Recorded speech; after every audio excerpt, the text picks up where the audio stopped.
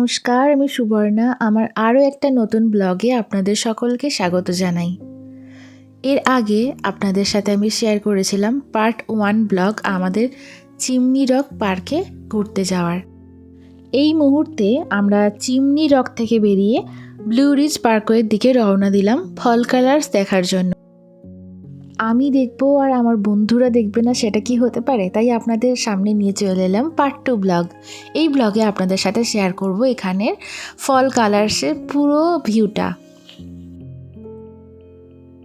রাস্তায় যেতে যেতে পাহাড়ের নিচে যে ছোট্ট গ্রামগুলো হয় ঠিক সেরকমই পরিবেশের মধ্যে দিয়ে আমরা যাচ্ছিলাম। রাস্তার দুধারে এরকম ছোট্ট ছোট্ট পাহাড়ি গ্রাম ছিল।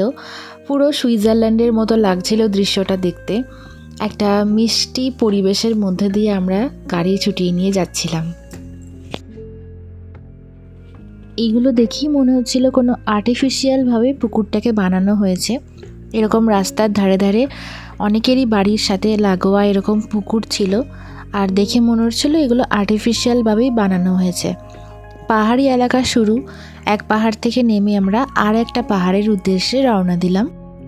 আসলে যত উঁচুতে ওঠা যাবে ততই ফল কালার্সটা আরও বেশি ভাইব্রেন্ট হবে, তাই আমরা আরও বেশি উচ্চতার পাহাড়ে উঠছিলাম।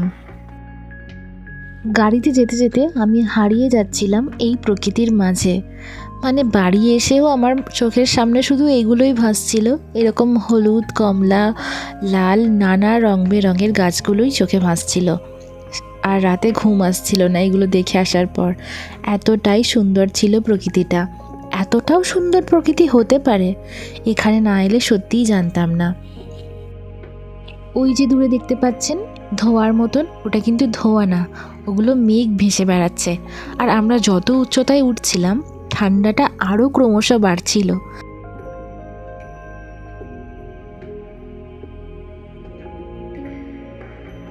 চিমনি পার্ক থেকে বেরোনোর পর আমরা যে রাস্তা ধরে যাচ্ছিলাম ব্লু রিজ পার্কওয়ে, সেই রাস্তায় একটু কাজ হচ্ছিল, তাই আমাদের যেতেই রাস্তায় একটু লেট হয়ে গিয়েছিল। তাই এখানে সন্ধে নামলেই তো ঠান্ডাও খুব পড়ে যায়, আপনারা তো জানেনই। এখানে অলরেডি ঠান্ডা পড়ে গেছে, সকালেও যেমন ঠান্ডা, সন্ধে থেকেও ঠিক তেমনই ঠান্ডা নেমে যাচ্ছে। সারাদিনটা একটু গ্যাপিং আছে।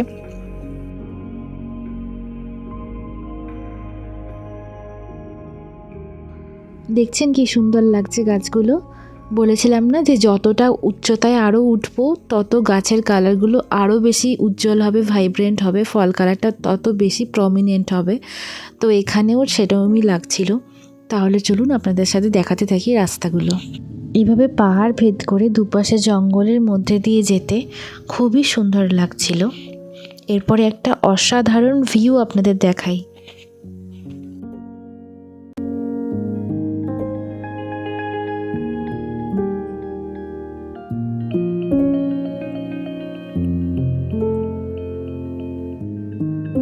অনেকগুলো ভিউ পয়েন্ট পড়ছিল রাস্তায়, সেইভাবেই আমরা একটা ভিউ পয়েন্টে দাঁড়িয়েছিলাম। এখন পেছনের ভিউটা জাস্ট অসাধারণ লাগছিল।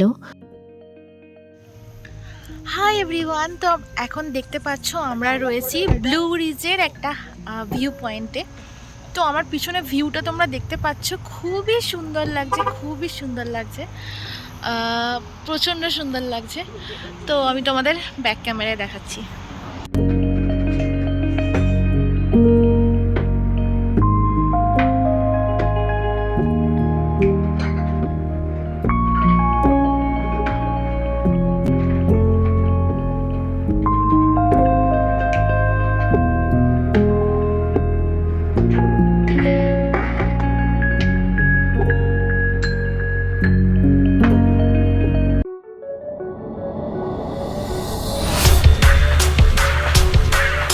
এই পাহাড়ে ওঠার পর আমরা অনেকগুলো এইভাবে টানেল ক্রস করলাম।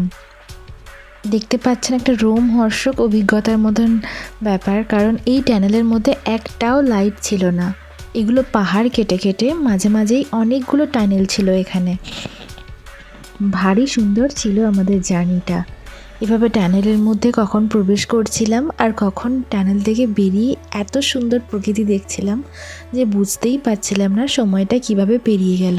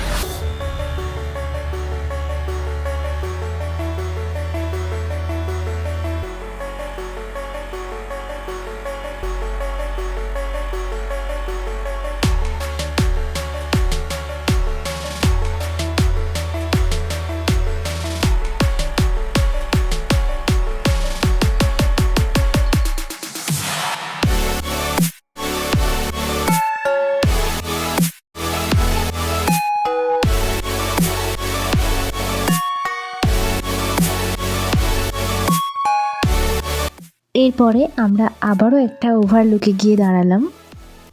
এই জায়গাটা আরও সুন্দর ছিল, দেখতেই তো পেলেন এত সুন্দর এখানে প্রমিনেন্ট ফল কালারটা এসছে যে কি বলবো। এরপর পাহাড়ের ওপর রোদটা যখন পড়েছে তো সেই মুহূর্তটা জাস্ট অসাধারণ লাগছিল। এই জায়গাটায় এত প্রমিনেন্ট হয়েছে, এই পিছনের দেখতে পাচ্ছেন আমার পিছনে ব্যাকগ্রাউন্ডটা এত সুন্দর লাগছিল যে বলার সত্যিই কোনো ভাষা নেই। মানে এখানে না এলে জানতেই পারতাম না যে প্রকৃতি এত সুন্দর হতে পারে।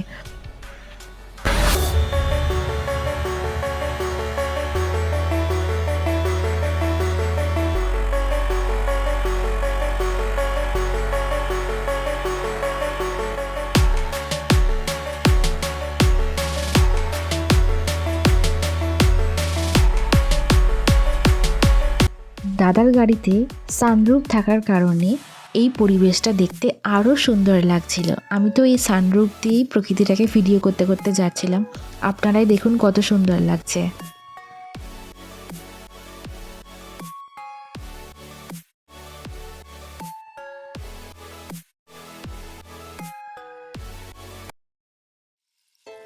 এরপরে আমরা যতই উচ্চতাতে উঠছিলাম আরও সুন্দর লাগছিল প্রকৃতিটা। বিশ্বাস করুন ভিউটা জাস্ট মানে কি বলবো, বলার কোনো ভাষা নেই। তবে এই জায়গায় খুব ঠান্ডা লাগছিল। আমি জ্যাকেট ছাড়াই বাইরে বেরিয়েছিলাম, তারপর দেখলাম যে খুবই ঠান্ডা লাগছে এখানে। আর এখানটা দেখতে সত্যিই মানে মার্ভেলাস লাগছিল, বলার কোনো ভাষা নেই এই জায়গাটা কতটা সুন্দর লাগছিল। এই জায়গাটা দেখতে কিছুটা সিনেমার দৃশ্যের মতনই লাগছিল। শুধুমাত্র এই জায়গাটা বললে ভুল হবে, সমস্ত জায়গায় সিনেমার দৃশ্যের মতোই লাগছে এখানে সুন্দর। পুরো যেন মনে হচ্ছে আমরা সুইজারল্যান্ডে চলে এসেছি বা আমাদের ইন্ডিয়ায় কাশ্মীর চলে এসেছি। ঠিক যেমনটা আমরা ছোটোবেলায় ড্রয়িং করতাম বা গ্রিটিংস কার্ডে যে ছবিটা থাকতো, এই পাশ ও পাশ থেকে সারি দিয়ে পাহাড়গুলো উঠে গেছে পরপর, একটা ডান দিকে একটা বাঁ দিকে, ঠিক এরকমভাবেই আমরা ছোটোবেলায় ড্রয়িংটা করতাম। মনে পড়ছে? ঠিক যেন মনে হচ্ছিল কোনো কল্পনার জগতে চলে এসেছি আর স্বপ্ন দেখছি। এটা যে বাস্তবে দেখছি এটা একবারও ফিলিংস আসছিল না, কারণ এটা সামনে থেকে দেখতে এতটাই সুন্দর। কারণ আমি জানি না এটা ক্যামেরায় কতটা ভালো ফুটছে, কিন্তু নিজের চোখে সামনে থেকে দেখার শান্তি একটা আলাদা। ঠিক যেন মনে হচ্ছিল গাছগুলোয় কেউ আবির ছুঁড়ে দিয়েছে দু হাতে করে, লাল, হলুদ আর কমলা। আপনারা তো জানেন যে পাহাড়ে খুব তাড়াতাড়ি সন্ধে নেমে আসে, আমাদের ক্ষেত্রেও ঠিক সেটাই হয়েছিল। আমরা যত উপরে উঠছিলাম এরকম মেঘ ভেসে বেড়াচ্ছিল, আর এখন মেঘেদের সাথে আমাদের সাক্ষাৎ হলো একদম সামনে থেকে, কারণ আমাদের গাড়ির সামনে দিয়েই এরকম মেঘ ভেসে বেড়াচ্ছিল আর চারিদিকটা পুরো সাদা হয়ে গেছিলো, কিচ্ছু দেখা যাচ্ছিল না। এরকম পর্যায়ে গাড়ি চালানোটাও খুব টাফ। তাই দাদাকে বলবো হ্যাটস অফ, কারণ এই পর্যায়ে দাদা যে গাড়িটা চালিয়েছে সত্যিই অনেক সাহসের দরকার এখানে গাড়ি চালানোর জন্য। তারপরে একটা পাহাড়ি রাস্তা, সামনে থেকে গাড়িতে কোনো হর্ন দিচ্ছে না, রাস্তার ওপাশ থেকেও কিন্তু কন্টিনিউ গাড়ি আসছে এবং এপাশ থেকে আমরা যাচ্ছি একদম নিঃশব্দে। এখানে কেউ হর্নের ব্যবহার করে না আমেরিকায়, আপনারা সবাই জানেন। ইনফ্যাক্ট এমনও পর্যায়ে এসেছিলো যে রাস্তাই দেখা যাচ্ছিল না, এটা রাস্তা না পাহাড়ের খাদ সেটাও দেখা যাচ্ছিল না, এতটাই মেঘ ভেসে আসছিল ওখানে। এবার বাড়ি ফেরার পালা। আমরা যে ওয়াটারফলসটায় যাচ্ছিলাম সেখানে আর যাওয়া গেল না, যেহেতু তাড়াতাড়ি খুব সন্ধে নেমে এলো পাহাড়ে, তাই আমরা ওখান থেকেই আবার ব্যাক করার রাস্তা ধরলাম। সে এক অদ্ভুত আমাদের অভিজ্ঞতা হয়েছিল, কারণ সেই জায়গায় কোনো ফোনে নেটওয়ার্ক কাজ করছিল না, তো আমাদের ম্যাপও ফোনের কাজ করছিল না। কারো ফোনে নেটওয়ার্ক আসছে তো কারোর ফোনে নেটওয়ার্ক আসছে না।